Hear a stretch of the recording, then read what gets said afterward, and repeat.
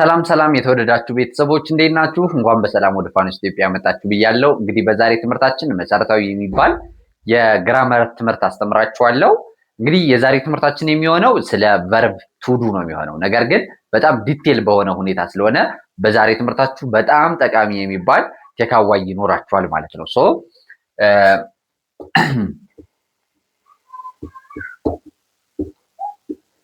ኦኬ ቨርብ ቱዱ እንግዲህ ቨርብ ቱዱ የምንላቸው ስንት ናቸው ማለት ነው? ፕሬዘንት ፓስት ብለን መክፈል እንችላለን አይደለ? ስለዚህ ፕሬዘንት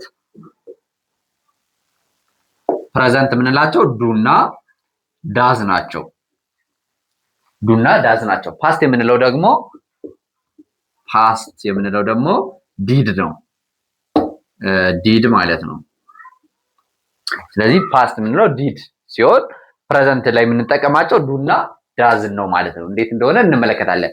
ነገር ግን እነዚህ ቨርቦች አዝ ሜን ቨርብ እና አዝ አን ኦግዚላሪ ቨርብ ያገለግሉናል ማለት ነው። እንደ አጋዥም እንደ ዋናም ሆነው ያገለግላሉ ማለት ነው። በተለይ ደግሞ እንደ አጋዥ ሆነው የሚገቡበት ቦታ በጣም ብዙና እንግሊዘኛቸው ላይ ኦልሞስት ኤቭሪዌር ማለት ይቻላል እንጠቀማቸዋለን ማለት ነው። እና ኦግዚላሪ ቨርብ ባለፈው እየነገርኳችሁ ነበረ። ኦግዚላሪ ቨርብ ማለት ምንድን ነው ጥቅሙ? ኦግዚላሪ ማለት ቨርቦች ምን ለማድረግ ያግዙናል መሰላችሁ? ለመጠየቅ ጻፉ። ኦግዚላሪ ቨርብ ምን ጥቅም እንዳለው ማለት ነው። ለመጠየቅ ይጠቅመናል። ለማረጋገጥ ማረጋገጥ የሚለው ምንድነው መሰላችሁ? አንክሮ ለመስጠት ማለት ነው። ጠበቅ አድርጎ ለማሳየት ማለት ነው። ወይ ደግሞ ምን ይባላል በአማርኛ? አንክሮ ነው የምንለው ወይ ደግሞ አትኩሮት ለማሳየት ማለት ነው። ምሳሌዎች ገና ስለሚጠብቁን ችግር የለውም፣ እሱ ላይ ያሳያችኋለሁ። ለማረጋገጥ ይጠቅመናል፣ ኮንፈርም ለማድረግ ማለት ነው። ሌላኛው ኔጌቲቭ ወይ ደግሞ አሉታዊ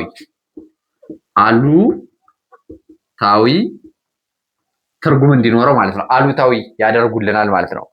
ለመጠየቅ፣ ለማረጋገጥ፣ አሉታዊ ለማድረግ እንዲሁም ለመመለስ ምላሽ ለመስጠት ማለት ነው። ለመመለስ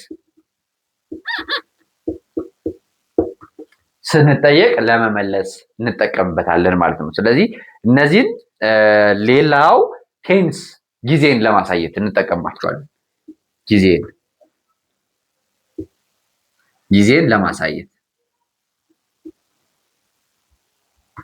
ለማሳየት እንጠቀምባቸዋለን። እነዚህን በደንብ ያዙ። ለምን እነዚህን ካለመረዳት ብዙ ጊዜ የእነዚህን የኦግዚላሪ ቨርቦችን አገልግሎት ሳንረዳ እንቀራለን ማለት ነው። ስለዚህ እሱ እንዳይፈጠር እነዚህ ጥቅሞች እንዳሉት በደብተራችሁ መያዝ አለባችሁ ማለት ነው። ኦኬ ለመጠየቅ እናያለን ምሳሌዎች እያንዳንዱን ማለት ነው። ለመጠየቅ፣ ለማረጋገጥ፣ አሉታዊ ትርጉም ለመስጠት፣ ለመመለስ፣ ጊዜን ለማመልከት እንጠቀማቸዋለን። ለምሳሌ ስለዚህ እነዚህንም ጻፉ። ዱና ዳዝ ዲድ የሚባሉ እንዳሉ ማለት ነው። ስለዚህ እነዚህ ፕሬዘንት የሚባለው አሁናዊ ጊዜን ለማመልከት ነው የምንጠቀማቸው። እነዚህ ደግሞ ያለፈ ጊዜን ለማመልከት ነው የምንጠቀመው ማለት ነው። ስለዚህ አሁን ምሳሌዎችን እንመለከታለን። እዚህ ላይ እንጻፋቸው። ዱ እና ዳዝ ከዛ ዲድ።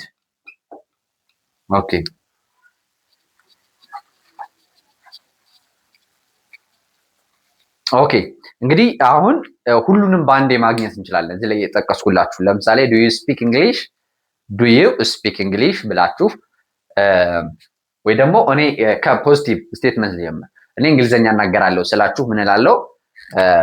ምን ማለት እችላለሁ? አይ ስፒክ እንግሊሽ።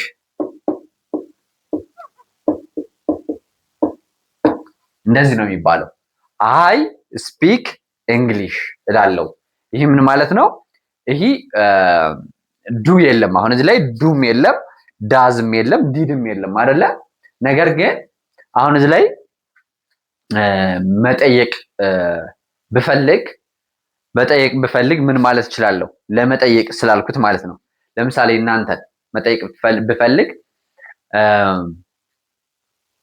ዱ ዩ ስፒክ እንግሊሽ ብዬ መጠየቅ አለብኝ ማለት ነው። አሁን ይህ ቃል ወደ ጥያቄ መቀየር ካስፈለገ ወይ ደግሞ እናንተ እኔን መጠየቅ ብትፈልጉ እንግሊዝኛ ትናገራለህ ማለት ብትፈልጉ እዚህ ላይ የግድ ዱ ትላላችሁ። ዱ ያው መጀመሪያ ሲጻፍ ስፔሊንግም በዛው እንትን እንዳንን ዱ እናደርጋለን። ዱ ከዛ ዩ ትሉኛላችሁ። ዱ ዩ ስፒክ እንግሊሽ ትሉኛላችሁ። ዱ ዩ ስፒክ እንግሊሽ። ስለዚህ እዚህ ላይ ምን ተጠቅማችኋል ማለት ነው? ዱ ተጠቅማችኋል ማለት ነው። ለምን ተጠቀማችሁት ማለት ነው? ለመጠየቅ ተጠቀማችሁት ማለት ነው። ዱን በዚህ ሁኔታ ዱን ሳትጠቀሙ ይህን ጥያቄ መጠየቅ አትችሉም። እንግሊዝኛ መናገር ትችላለህ ብላችሁ ትናገራለህ ብላችሁ መጠየቅ አትችሉም፣ ዱን ሳትጠቀሙ ማለት ነው። ስለዚህ እዚህ ላይ ዱ ዩ ስፒክ እንግሊሽ እንግሊዝኛ ትናገራለህ እያላችሁ ነው ማለት ነው። ስለዚህ ለማረጋገጥ የሚለውን እንየው።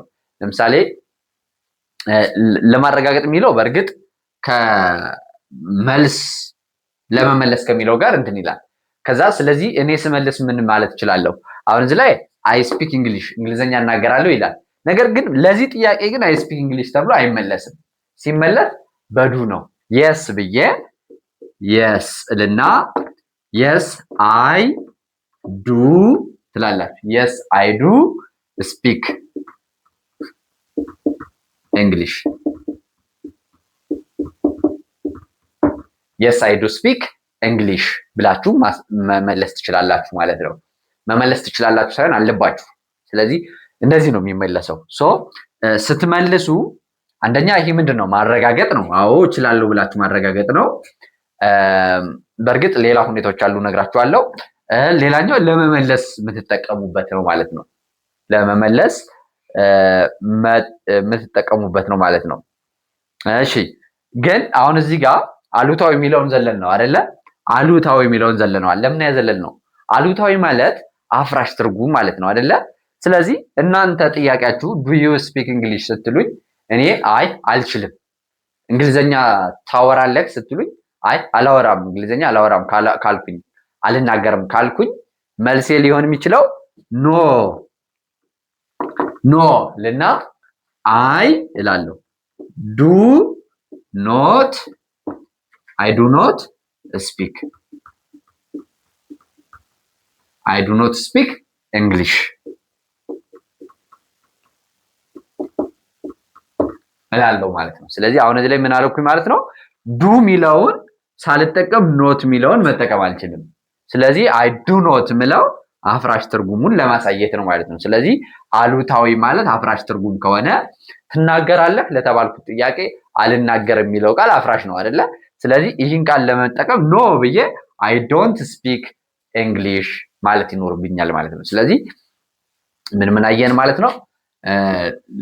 ለመጠየቅ አይተናል፣ ለማረጋገጥ አይተናል፣ አሉታዊ አይተናል፣ ለመመለስ አይተናል። ስንመልስ ኖ የስ እንችል ከሆነ የስ ተብሎ የስ አይ ዱ ስፒክ እንግሊሽ ይባላል። ኖ ካላችሁ ደግሞ አይ ዱ ኖት ነው የሚባለው። በአማርኛ ለምሳሌ እንግሊዘኛ አትናገርም ስትሉኝ አትናገርም ብላችሁ ነው በአሉታዊ ነው የጠየቃችሁ አይደለ? አዎ ካልኩኝ አዎ አልናገርም ማለት ነው። ገብቷችኋል? በእንግሊዘኛ ግን እንግሊዘኛ አትናገርም ብላችሁኝ የስ ካልኩኝ እናገራለሁ ማለት ነው። ስትራክቸሩ ጽፌ ላሳያችሁ። ለምሳሌ በእንግሊዘኛ በአሉታዊ መንገድ ልጠይቃችሁ። ለምሳሌ አሉታዊ እዚህ ላይ ስንመልስ አሉታዊ ምላሽ ማድረግ እንችላለን። በነገራችን ላይ በጥያቄ አሁን እዚህ ላይ እንዳትወዛገቡ ፈልጋለሁ። እዚህ ላይ ለተጠየቁት ጥያቄ የስ አይ ዱ ስፒክ እንግሊሽ ብያለሁ። አዎ እንግሊዝኛ እናገራለሁ ነው። ይሄ ፖዚቲቭ ምላሽ ይባላል። ከዛ ኖ አይ ዱ ኖት ስፒክ እንግሊሽ ብዬ ኔጌቲቭ ምላሽ ወይ ደግሞ አሉታዊ ምላሽ መስጠት እችላለሁ። አይ አልናገርም ለማለት ነው። ሌላኛው ዝም ብዬ እዚህ ላይ ለምሳሌ ፖዚቲቭ የሆነ አይ ስፒክ እንግሊሽ ብያለሁ አይደል? እዚህ ጋር እንግሊዝኛ እናገራለሁ ብያለሁ። ነገር ግን ምንም ሳልጠየቅ እኔ እንግሊዝኛ አልናገርም ማለት ከፈለኩኝ እዚህ ጋር አይ ብዬ አልናገርም። ያው እዚህ ላይ ምን ብያችኋለሁ? አሉታዊ ምላሽ ለመስጠት ብያችኋለሁ። አሉታዊ ምላሽ ለመስጠትም ሳይሆን አሉታዊ ንግግርም ለማድረግ ነው። አሁን አንዳንዴ አሉታዊ ንግግሮችን በምላሽ መልክም ልንሰጥ እንችላለን፣ ከራሳችን በመናገርም ልንሰጥ እንችላለን። አሉታዊ የሆኑ ነገሮችን ማለት ነው። ተጠይቀን አይ ማለት እንችላለን። ሳንጠየቅ ደግሞ ራሳችን መናገር እንችላለን። አፍራሽ የሆነ ቃል ማለት ነው። ስለዚህ እንግሊዘኛ አልናገርም ለማለት ምን ትላላችሁ? አይ ዱ ኖት ስፒክ እንግሊሽ። አይ ዱ ኖት ስፒክ እንግሊሽ ትላላችሁ ማለት ነው። ስለዚህ እዚህ ላይ ዱ ኖት የምትለዋ አሉታዊ ትርጉም አላት። ስለዚህ አይ ዱ ኖት ስፒክ እንግሊሽ እንግሊዘኛ አልናገርም እያልኳችሁ ነው ማለት ነው። ስለዚህ እዚህ ላይ አሉታዊ ምላሽም መሆን ይችላል፣ ከራሳችሁ የሚወጣ ንግግር መሆን ይችላል ማለት ነው። ስለዚህ በዚህ እንድትረዱት ነው። ጊዜን ለማመልከት የሚለውን ምን ማለት መሰላችሁ? ይሄ ላይ ጊዜን የት አለ? አሁን እዚህ ላይ በተጠቀምነው ሁሉ ውስጥ ጊዜ አለ። ምን አይነት ጊዜ ካላችሁ ፕሬዘንት የሚባል ጊዜ አለ። ፕሬዘንት ቴንስ ማለት ምን ማለት ነው ካላችሁ ደግሞ ፕሬዘንት ቴንስ ማለት ከህይወታችሁ ጋር እንደ ልማድ የሚቀጥል ባህሪ ነው፣ የሚቀጥል ልማድ ነው። ስለዚህ ለምሳሌ አይ ዱ ኖት ስፒክ እንግሊሽ ስል እንግሊዘኛ የመናገር ልማዱ ከኔ ጋር አይደለም ማለት ነው። ስለዚህ ፕሬዘንት ማለት አሁን ባላችሁበት ሁኔታ የምትሰሩት ስራ እናንተ ጋር አለ ወይ የሚል ነው። ያው ቀለል ለማድረግ ስሞክረው ማለት ነው። ያ ማለት ከእናንተ ጋር አብረው ሊኖሩ የሚችሉ ድርጅቶችን የምትገልጹበት ማለት ነው። እነዚህ አብራችሁ አንድ ነገር ከኔ ጋር የሚኖር ድርጅት ነው የምትሉት ሁልጊዜ የምታደርጉት ስራ ሲሆን ነው። ለምሳሌ ፕሬዘንት ቴንስ የምንላቸው በጠዋት አሁን ጥርስን መቦረሽ፣ ፊትን መታጠብ፣ በየሳምንቱ ለምሳሌ የሆነ ቦታ መሄድ፣ በየሳምንቱ ድግግሞሽ ያለው ማለት ነው። በህይወታችሁ ውስጥ አብሮ የሚቀጥል ከሆነ ያ ነገር ከእናንተ ጋር ያለ እንደሆነ ይታሰባል። ያ ድርጊት ማለት ነው። ሁሌ ለምሳሌ እኔ አስተምራለሁ። ሁሌ ቦርድ ላይ አይደለሁም፣ ግን ባለውበት ስራ ዘርፍ ላይ እስካለው ድረስ ግን ይሄ ማስተማር ከኔ ጋር ያለ ነገር ነው። እሱ ፕሬዘንት ይባላል። ስለዚህ አንዳንዴ ፕሬዘንት ማለት ሞመንታሪ አሁናዊ ቅጽበትን ብቻ የሚያሳይ ሳይሆን ከህይወታችሁ ጋር የተያያዘ መሆኑን የሚያሳይ ነው ማለት ነው። ስለዚህ ይህኛው ከህይወት ጋር የተያያዘ አይደለም እያልኩ ነው። አፍራሽ ንግግር አደረኩት። አይ ዱ ኖት ስፒክ እንግሊሽ። ስለዚህ እንግሊዘኛ እኔ ጋር ያለ አይደለም ይህም ማለት ነው ማለት ነው። አይ ስፒክ እንግሊሽ ስል ደግሞ ስፒክ የሚለው ቃል ስቲል ፕሬዘንትን ያሳይልኛል። ዱ የሚለው እዚህ ላይ ስላልገባ ማለት ነው እንትን ማለት ነው። ይህም ራሱ አሁናዊ ወይም ደግሞ ፕሬዘንት የሚባለውን ጊዜ የሚገልጽ ነው ማለት ነው። ሲቀጥል ይህኛው ዱ ዩ ስፒክ እንግሊሽ ሲል እንግሊዘኛ ካንተ ጋር አለ እያለህ ነው። በሌላ አባባል ነው፣ እኔ መስጠር ሳደርግላችሁ ነው። ዱ ዩ ስፒክ እንግሊሽ ሲል እንግሊዘኛ ካንተ ጋር አለ እየተጠቀምከው ነው እያለህ ነው። አሁን ላይ እኮ ዝም ብለሃል፣ ግን አለ ውስጥህ ላይ ታወጣዋለህ አለ እያለህ ነው። ስለዚህ የለም ወይ ደግሞ አለ ብሎ መመለስ ትችላለህ ማለት ነው። ዱ ዩ ስፒክ እንግሊሽ እንግሊዘኛ ትናገራለህ? አይ አልናገርም ወይ ደግሞ አዎ እናገራለሁ ብለህ ትችላለህ ማለት ነው። የስ ብለህ አይ ዱ ስፒክ እንግሊሽ፣ አዎ አለኝ እንግሊዘኛ አለኝ እናውራ ማለትህ ነው። ያው ኖ አይ ዶንት ስፒክ እንግሊሽ፣ አይ እንግሊዘኛ አላወራም የለኝም እያልከው ነው ማለት ነው። ከህይወቴ ላይ የለም እያልከው ነው ማለት ነው። ስለዚህ ይህኛውን እንድትረዱ ትፈልጋለሁ። ፕሬዘንት ቴንስ ማለት በጣም አስፈላጊ የሆነ ቃል ነው ማለት ነው።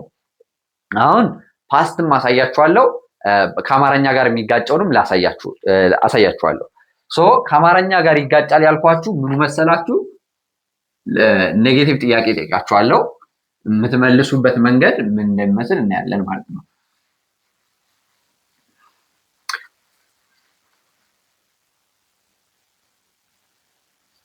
ኦኬ አሁን ምን እላችኋለሁ መሰላችሁ? ዶንት ዩ ስፒክ እንግሊሽ እላችኋለሁ። ዱ ኖት ዩ ስፒክ እንግሊሽ። እዚህ ጋር ዱ ኖት ዩ ስፒክ እንግሊሽ ስላችሁ እንግሊዘኛ አትናገርም እያልኩህ ነው። እንግዲህ ምን ብዬ ነው እንግሊዘኛ ትናገራለህ ሳይሆን ያልኩህ እንግሊዘኛ አትናገርም ነው ያልኩህ። በአማርኛ ምን ማለት ትችላለህ? አዎ ካልከኝ አዎ አልናገርም ወይ ደግሞ አዎ ካልከኝ አልናገርም ማለትህ ነው። በእንግሊዘኛ ግን አዎ ካልክ እናገራለሁ ማለትህ ነው። ላሳይህ። ዱ ኖት ዩ ስፒክ እንግሊሽ ስለ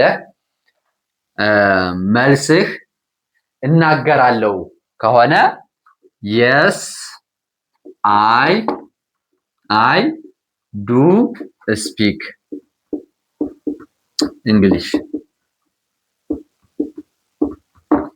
ብለህ ትመልሳለህ። ምን ማለት ነው? የስ አይ ዱ ስፒክ እንግሊሽ ይባላል። እንግዲህ እሱ አትናገርም ብሎ ነው የጠየቀህ። አዎ እናገራለሁ ነው የሚባለው በእንግሊዝኛ እናገራለሁ ለማለት ማለት ነው። ግን አልናገርም ከሆነ ኖ ትልና አይ ዱ ኖት ስፒክ እንግሊሽ አይ ዱ ኖት ስፒክ እንግሊሽ ትላለህ ማለት ነው። ስለዚህ አልናገርም ስትል የግድ የስ ብለህ መመለስ አትችልም። በአማርኛ ግን ትችላላችሁ አይደለ? ለምሳሌ እንግሊዝኛ አትናገርም ካልኩ አዎ አልናገርም ነው የሚባለው። አዎ እናገራለሁ ነበር የእንግሊዝኛ አካሄዱ ማለት ነው። ልዩነቱ እንዲገባችሁ በጣም አስተውሉ። አሁን እኔ የሆነ አንዳንዴ ስትማሩ ኮንፊውዥን ሊፈጠርባችሁ ይችላል፣ ግን በደንብ ረጋ ብላችሁ ለማዳመጥ ሞክሩ። እኔ አሁን ክሊር አድርጌ ነው የነገርኳችሁ። እናንተን ኢቭን ሳታስታውሱት ምንድነው እሱ ሳታውቁት ልትሳሳቱ የምትችሉን ነገር ነው አሁን እያስተማርኳችሁ ያለሁት ማለት ነው። እሱን እንድታስተውሉ ነው። ሌላው ምንድነው አሳያችኋለሁ ያልኳችሁ እንትኑ ፓስቱን ላሳያችሁ። ፓስቱ አሁን እዚህ ላይ ሁሉም ፕሬዘንት ናቸው፣ ከእናንተ ጋር ያሉ ነገሮች ናቸው። አሁን ግን ኑራችኋቸው ወይ ደግሞ ሰርታችኋቸው ያለፉ አሁን ላይ ከእናንተ ጋር የወጡ የሆኑ ሲሆኑ ደግሞ ምን ይባላል? ፓስት ይባላል። ፓስት ድርጊቶችን ደግሞ እንዴት እንደምንገልጻቸው ላሳያችሁ። ኦኬ። ስለዚህ እንትኖቹ እነዛ ሁሌም አሉ። ጊዜው ነው ጊዜውን መለየት ጊዜ እናሳያለን ስላልኳችሁ ጊዜው ነው የሚለያይ እንጂ እነዚህ ሁሉ መሆን ይችላሉ። ለመጠየቅ፣ ለማረጋገጥ፣ አሉታዊ ለመመለስ፣ ጊዜን ለማመልከት ይሆናሉ ሁሉ ግን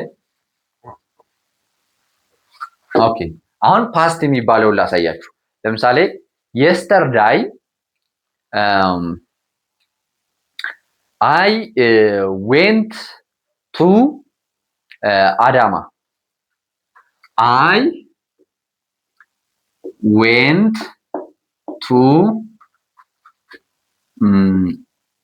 I went to Adama. እሺ yesterday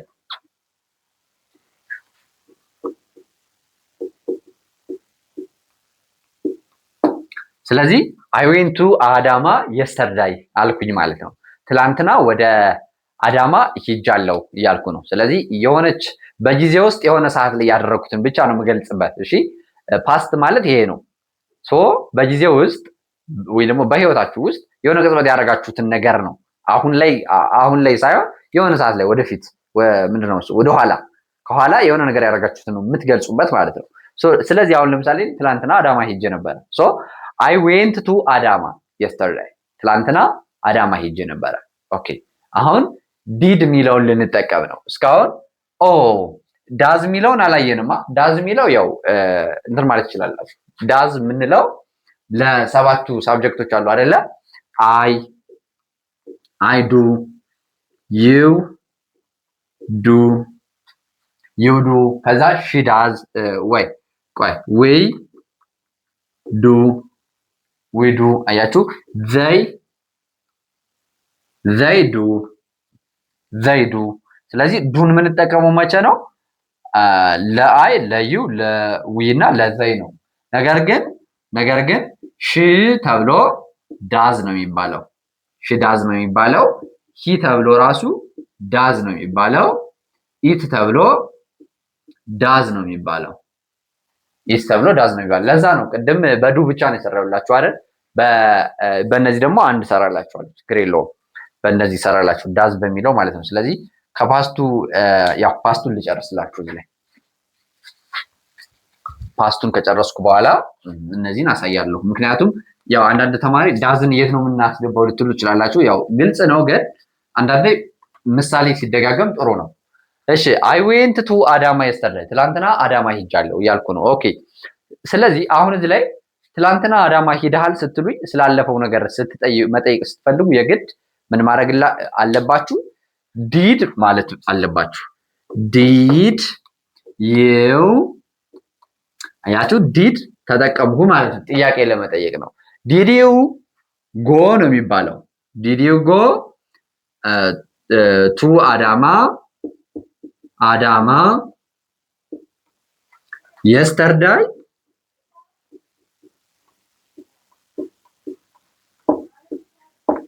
እዚህ ላይ አያችኋ። ዲድ ዩ ጎ ቱ አዳማ የስተርዳይ አላችሁኝ። ስለዚህ ትላንትና ወደ አዳማ ሂደሃል ያላችሁኝ ነው። ግን እላይ ዌንት የሚለው ቃል ያለፈ መሆንን ያሳያል። እንግዲህ በእንግሊዘኛ የእንግሊዘኛ ቨርቦች ቨርብ ዋን፣ ቨርብ ቱ እና ቨርብ ስሪ የሚባል አለ። እንግዲህ ቨርብ ዋን የምንላቸው ቤዝ ቨርቦችን ነው። ማለትም ዲክሽነሪ ላይ እንደ መጀመሪያ የምናገኛቸውን ቃሎች ማለት ነው። ስለዚህ ለምሳሌ በዚህ በአሁኑ ኬዝ ብናየው ጎ የሚለው እያንዳንዱ ቨርብ ሶስት ነገር አለው። በነገራችን ላይ ሶስት ነገር አለው ከቴንስ አንጻር ማለት ነው። የመጀመሪያው ቤዝ ቨርብ የምንላቸው ለምሳሌ ጎ አለ፣ ጎ ራሱ አለ፣ ጎ አለ አይደለ? ከጎ ቀጥሎ ምን አለ? መሄድ የሚለው ያለፈ ኃላፊ በምናደርግበት ጊዜ ቨርብ ቱ ስናደርገው ደግሞ ዌንት እንለዋለን። ይሄ ጎ የሚለው ወደ ዌንት ይሸጋገራል። ዌንት እንላለን። ዌንት የሚለው ደግሞ አሁንም ለፓስት ፓርቲሲፕል ምንለው የቴንስ አይነት ስንገባ ወይ ደግሞ ፐርፌክት ቴንሶች ላይ የምንጠቀመውን ስንሄድ ደግሞ ይህ ጎን ሚል ይሆናል። አያችሁ፣ እንደዚህ አይነት አረባቦችን መጠቀም አላችሁ። ይህኛው በተቃራኒ ምን አለ? ፕሬዘንት ፓርቲሲፕል ምንላቸው አሉ። ፕሬዘንት ፓርቲሲፕል ምንላቸው ኮንቲኒየስ ቴንሶችን የምንገልጽበት ነው። እሱ ደግሞ ፕሬዘንት ፓርቲሲፕል የሚለው ጎይንግ ይባላል። ጎይንግ የሚባል አለ። ስለዚህ እነዚህን ማወቅ አለባችሁ። የአንድ የእንግሊዝኛ ቨርቦች አንዳንዴ ስለ ቮካብላሪ ማጥናት ትንሽ ልምከራችሁ። ቮካብላሪ ስታጠኑ የቃላቶችን አረባብ ማወቅ በጣም መሰረታዊ የሆነ ነገር ነው። ለምሳሌ እያንዳንዱ የእንግሊዝኛ ቨርብ እንደዚህ አይነት አካሄድ እንዳለው ካወቃችሁ ቴክኒኩን ነው እንጂ መማር ያለባችሁ እያንዳንዱ ነገር ዲክሽነሪ ላይ መሸምደድ አይጠበቅባችሁ ማለት ነው። ለምሳሌ ኢት የሚለውን ቃል እንውሰደው። ኢት መብላት ነው አይደለ? ለምሳሌ ኢት መብላት ነው። ኢት ቨርብ ዋኑን እንጻፈው። ኢት ይባላል። ይህ ቨርብ ዋን ነው። ይሄ ወደ ፓስት ሲሄድ ኤት ይባላል። አያችሁ፣ ኤት ይባላል። ፓስት ሆነ። ፓስት ፓርቲሲፕል ሲሆን ደግሞ ኢትን ይባላል። ኢትን ይባላል። አያችሁ፣ ፓስት ፓርቲሲፕል። ፕሬዘንት ፓርቲሲፕል ከሆነ ደግሞ ፕሬዘንት ፓርቲሲፕል ምን ይሆናል? ኢቲንግ ይሆናል። ኢቲንግ ይሆናል። ስለዚህ አንድ ቃል ስታውቁ ስንት ነገር አወቃችሁ? 1 2 3 4። እንዳጠቃላይ የእንግሊዝኛ ቨርቦች 4 እና ከዚያ በላይ አረባብ ስላላቸው ኮመን ነው ለሁሉም ቨርቦች ማለት ነው። ይህን ቴክኒክ አላወቃችሁ እንግሊዝኛን በቀላሉ ላትረዱ ትችላላችሁ። እና ሞስትሊ ቴክኒክ መረዳት ነው ያለባችሁ እንጂ እያንዳንዱ ነገር በጉልበት ለመሸምደድ እንዳሞክሩ ለማለት ነው። ያው በእግረ መንገዴ የዛሬ ትምህርታችን ዋናው ስለ ቨርብ ቱዶች ለማሳየት ስለሆነ እሱ ላይ እንመለስ። ጎ፣ ዌንት፣ ጎን እና ጎይንግ የምንለው አለ።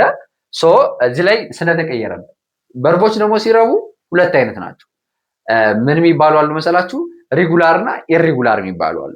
ለምሳሌ ሪጉላር የሚባሉት ኢዲን የሚጨምሩ ናቸው። ኢሪጉላር የሚባሉት ደግሞ ያልተለመደ። ለምሳሌ ጎና ዌንት የሚቀራረብ እንኳን አይደለም አይደለ? ስለዚህ እንደዚህ አይነት ሲረቡ የእንግሊዝኛ መሰረታዊ የአረባብ ዘዴውን የማይጠቀሙ ቃሎች አሉ። እነሱ ኢሪጉላር ያልተለመደ እንላቸዋለን። የእንግሊዝኛ የአረባብ ዘዴ ኢዲ መጨመር ነው። ስለዚህ እሱን የሚያደርጉት ምን እንላቸዋለን? ሪጉላር እንላቸዋለን። ለምሳሌ እንምጣ። ለምሳሌ እዚህ ላይ እንዳሳየዋችሁ ጎ፣ ዌንት፣ ጎን፣ ጎይንግ የሚለው ኢሪጉላር ነው፣ ያልተለመደ አረባብ ማለት ነው። የተለመደ ለምሳሌ ዋክ፣ ይሄ ቃል ዋክ ይላል፣ መጓዝ ማለት ነው። ወደ ፓስት ሲሄድ ኢዲ ብቻ ነው የሚጨምረው። ይህን አሁን ወደ ፓስት ልናደርገው ከፈለግን ዋክድ ኢዲ ብቻ እንጨምርበታለን ማለት ነው። ዋክድ ይባላል። ሌሎቹ ተመሳሳይ ናቸው። ወኪንግ መሆን ይችላል። ወኪንግ አይኤንጂ ስንጨምርም ተመሳሳይ ነው። አይኤንጂ ብቻ ነው ኮመን ያረባብ ነው የራሱ። ወኪንግ እንላለን። ያኛው ደግሞ ወክድ፣ ያው ቨርብ ስሪው ወክድ ይሆንልናል ማለት ነው። ስለዚህ እነዚህ ሪጉላር ናቸው። ለማጥናትም አያስቸግሩም፣ በጣም ቀላል ናቸው። የሚደብረው ፓርታቸው ምንድነው? እነዚህ አይነት ቀላሎች የምንላቸው የአረባብ ዘዴ በብዙ ያነጋገር ላይ የተለመዱ አይደሉም። ሞስትሊ የምንጠቀምባቸው እነዚህ ቅርጻቸውን የሚቀይሩት ናቸው። ብዙ ጊዜ የምንጠቀማቸው ከ70% ከ70% በላይ ቅርጽ የሚቀይሩትን ነው የምንጠቀመው። የሚደብረው ፓርት በቁጥር ትንሽ ቢሆንም እንኳን በአጠቃቀም ይደጋገማሉ። ለዛ ነው ትንሽ እንጂ ደግሞ ከድግግሞሹ መልካሙ ዜና ምንድነው? ከድግግሞሹ የተነሳ በቀላሉ እንይዛቸዋለን። ደስ የሚለው ፓርት እሱ ነው። ሶ ይህን እንድትይዙ ነው። አሁን ኮምፕሌት እንመለስ። በጣም ስለሚጠቅማችሁ ነው እየወጣሁ ማሳያችሁ። ለዛ ነው። ሶ ይህን ካለ እዚህ ላይ አይ ዌንት ቱ አዳማ የስተርዳይ አልኩኝ። ትላንትና ወደ አዳማ ሄጃለሁ ነው። አሁን እዚህ ጋር ወደ አዳማ ሄደሃል ብላችሁ ለመጠየቅ ዲድ ዩ ጎ ቱ አዳማ የስተርዳይ ትሉኛላችሁ። ሶ ዲድ የምትለዋ እዚህ ላይ ይችን ተጠቅማችሁ ነው።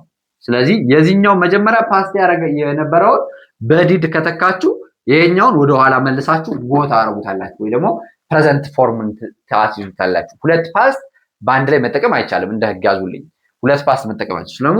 ስለዚህ ዲድ ዩ ጎ ቱ አዳማ የስተርዳይ ብላችሁ መጠየቅ ትችላላችሁ ማለት ነው። ኔጌቲቭ ማድረግ እችላለሁ። ለምሳሌ ትላንትና አልሄድኩም ማለት ብፈልግ፣ ትላንትና አዳማ አልሄድኩም ማለት ብፈልግ አይ እላለሁ። አይ ዲድ ልና ያው እዚህ ላይ ዲድ አልተጠቀምኩም ነበር አይደል? አፍራሽ ንግግር ለማድረግ ግን የግድ ዲድን መጠቀም አለብኝ ማለት ነው። አይ ዲድ ኖት ጎ ቱ አዳማ I did not go to Adama yesterday ይላለው ማለት ነው። ስለዚህ ትላንትና ወደ አዳማ አልሄድኩም ለማለት ትላንትና የሚለው ቃል ያለፈ መሆኑን ስለሚያሳይ ጊዜ ለማመልከት ዲድ የሚለው ይጠቅመኛል ማለት ነው። ስለዚህ ትላንትና ሂደሃል ስትሉ did you go to አዳማ yesterday ትሉኛላችሁ። እኔ ትላንትና አልሄድኩም ለማለት ስፈልግ I did እችን ዲድን ነው የምጠቀመው። I did not go to አዳማ yesterday እላለሁ ማለት ነው። ሶ ኔጌቲቭ ለማድረግ እጠቀማለሁ። አሉታዊ ያሳያዋችሁ። አሉታዊ የሚባለው ይሄ ነው። I did not go to አዳማ yesterday ነው። ጥያቄ ለመጠየቅ የሚለው ደግሞ did you go to አዳማ yesterday የሚለው ነው ለመጠየቅ። ሌላኛው ለመመለስ አሁን ያለፈ አይነት ጥያቄ ስትጠየቁ ባለፈ መልስ ነው ባለፈ መመለሻ ነው የምትመልሱት ማለት ነው። ለምሳሌ እዚህ ላይ ምን ብሎኛል? ዲድ ዩ ጎ ቱ አዳማ yesterday ብሎኛል። ትላንትና ገበያ አዳማ ሄዳል እያለኝ ነው። ስለዚህ እኔ መልሴ አዎ ሂጃለሁ ከሆነ የስ እላለሁ። የስ እና አይ ዲድ አያችሁ፣ የስ አይ ዲድ ነው የሚባለው። ቅድም ግን የስ አይ ዱ እያልኩ ነበር አይደል? ፕሬዘንት ሲሆን ነው። ነገር ግን ለፓስት ያለፈ ጥያቄ ከሆነ ያለፈ ታሪክ ከሆነ እየተጠየቁ ያለሁት የስ አይ ዲድ ብዬ ጎ ነው የሚባለው። የስ አይ ዲድ ጎ ቱ አዳማ yesterday ማለት ይቻላል። አለመጨረስም ትችላላችሁ። እስከ ቨርቡ ሄዳችሁ የስ አይ ዲድ ጎ ወይ ደግሞ የስ አይ ዲድ ብቻ መመለስ ትችላላችሁ። የስ አይ ዲድ ጎ ቱ አዳማ yesterday ብላችሁ መመለስ ትችላላችሁ ማለት ነው። ካልሄዳችሁም ኖ ትሉና ኖ አይ ትሉና ዲድ ከዛ ኖት የምትለው አፍራሽ ናት። አይ ዲድ ኖት ጎ ቱ አዳማ yesterday ትላላችሁ ማለት ነው። ስለዚህ እዚህ ላይ ዲድ የሚለውን እንዳትረሱ ማለት ነው። ይህን ማሳያችሁ ፕሮሲጀሩ ምንም ተመሳሳይ ቢሆን እንኳን ጊዜውን ለማመልከት ሲባል እነዚህ ቃሎች ዲድ እና እንትን ይለያያል ማለት ነው። ይህን መለያየቱን መርሳት የለባችሁም። አሁን I think most of the today's lesson I have covered but አሁን ምን አሳያችኋለሁ ማለት ነው? ስለ ዳዝ አሳያችኋለሁ። ምክንያቱም ያው የሳብጀክት ልዩነት ብቻ ነው ያለው። ስለዚህ ፕሬዘንት ላይ ሆኖ ዳዝ የምንጠቀመው ነው። እነዚህ ለፕሬዘንት ስለሆነ መቼ እንደሆነ ላሳያችሁ አጠር አድርጌ ነው። ስለዚህ ይሄን አይተን እንጨርሳለን ማለት ነው። እንግዲህ ዳዝ የምንለው ለሂ ለሺ እና ለኢት ነው ብለናል። ለምሳሌ ከበደ ምንድነው? ሂ ነዋ። ከበደ ሪድ ቡክስ ከበደ እላለሁ። ከበደ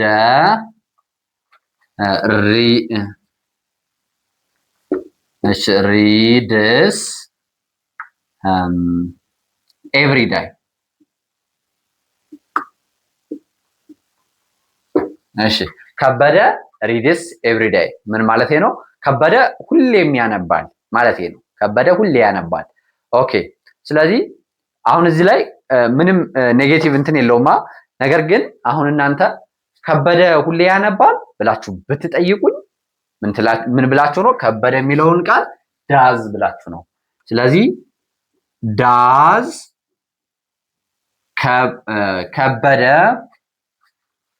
ከበደ ሪድ ኤቭሪ ዳይ ትሉኛላችሁ።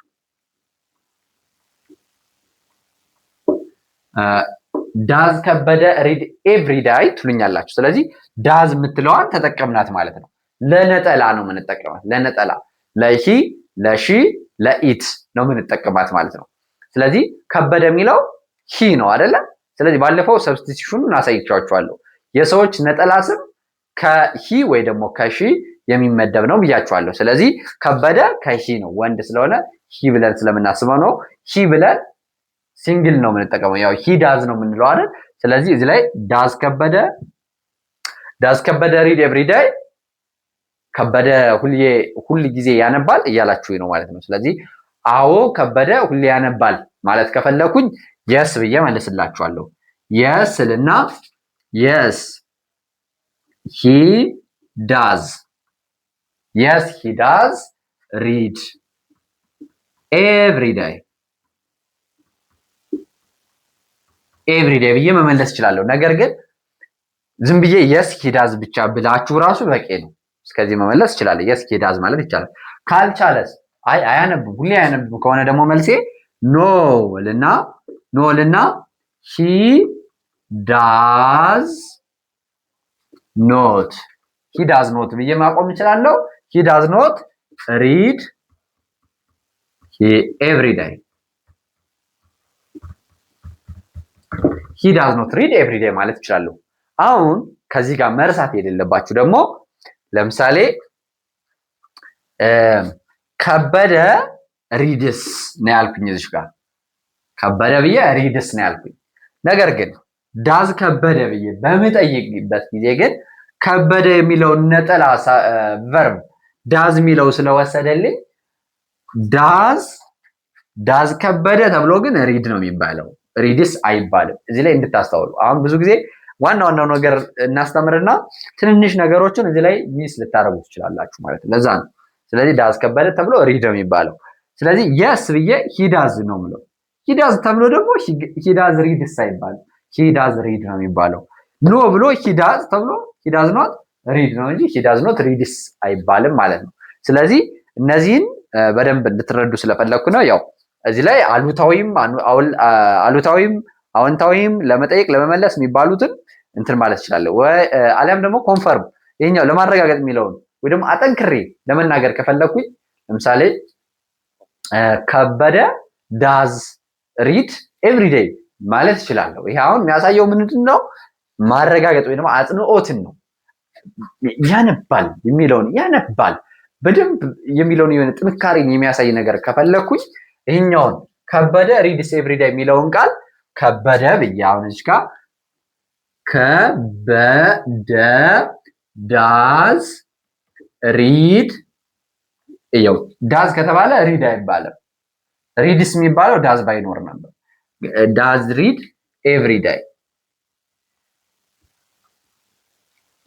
ሁሌ ያነባል። አሁን በአማርኛ ሁሌ ያነባል እንላለን ጫን ብለን የሆነ ስለሱ በቃ ስለ ማንበቡ አድናቆት ካለን ሁሌ ያነባል እንላለን ጫን አድርገን ሁሌ ያነባል እና ሁሌ ያነባል የምንለው ያው ኮንቴክስቱ ይለያያል አይደል? ስለዚህ እሱን ለማሳየት ከበደ ዳዝ ሪድ ኤቭሪ ዴይ እንላለን ማለት ነው። ስለዚህ እችን ልዩነት እንድትይዙልኝ ብዬ ነው። ቪዲዮ ረዘመባችሁ፣ ግን ልብ ላለው ተማሪ በጣም ለሚከታተል ተማሪ ግን በተቻለ መጠን ኤቭሪቲንግ ከበር ለማድረግ እየሞከርኩ ነው ያስተማርኳችሁ ያለሁት። ስለዚህ ለዛሬ የነበረን ቆይታ ይሄን ይመስላል። በቀጣይ እስከምንገናኝ ደግሞ ላይክ፣ ሰብስክራይብ እና ሼር አድርጉ። አሰሙ ላልሰሙ ልጆች በጣም እዚህ ላይ በጣም ጠቃሚ የሆኑ ትምህርቶችን ሁሌም አቀርባለሁ። ቴሌግራም ላይ መቀላቀል ትችላላችሁ። ከዚህ ባለፈ ደግሞ በውስጥ መስመር በግላችሁ በቴሌግራም በዋትስአፕ እና በኢሞ መማር ትችላላችሁ። እኛ የምናስተምረው እንግሊዝኛ ብቻ አይደለም። የተለያዩ ቻናሎች አሉን። ሂሳብም፣ ፊዚክስም፣ ኬሚስትሪም፣ ባዮሎጂም የምትፈልጉትን ትምህርት ብቻ ምን አለፋችሁ በውስጥ መስመር አውርተን መማር ትችላላችሁ። እሱንም ያው ጊዜ ካላችሁ በሳምንት 5 ቀን አሊያም በ3 ቀን መማር ትችላላችሁ። በጣም ጥሩ ጊዜ እናሳልፋለን። በውስጥ እንገናኝ። ትምህርታችሁን ይግለጽላችሁ። ለዛሬ የነበረን ቆይታ ይህን ይመስላል። ሰላም፣ ፍቅር፣ ጤና ለሀገራችን። ይህ የእናንተው ምርጥ ፋኖስ ኢትዮጵያ ነው።